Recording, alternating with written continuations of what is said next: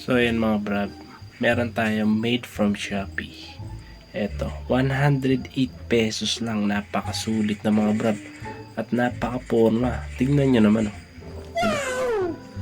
At ang purpose nito, kaya kumuha ko ng ganito dahil merong mga kamote sa daan na hindi nagbababa ng headlight.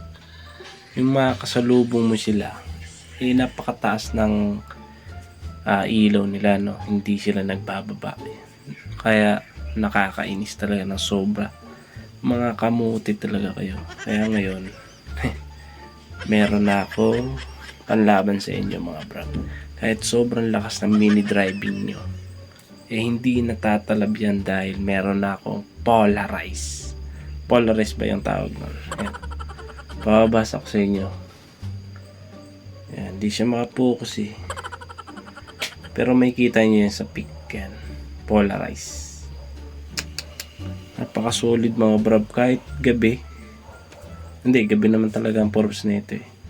So kahit araw, hindi siya nakakasilaw. Kahit sobrang liwanag ng araw, hindi kayo masisilaw sa araw mga brad. Kaya tama-tama to sa summer. At tama-tama rin kapag babiyahe ka ng gabi. Ayan. So medyo mahina lang ang boses ko kasi may tulog na sa kabila. So yun mga brad, napaka-solid mga brad. Solid.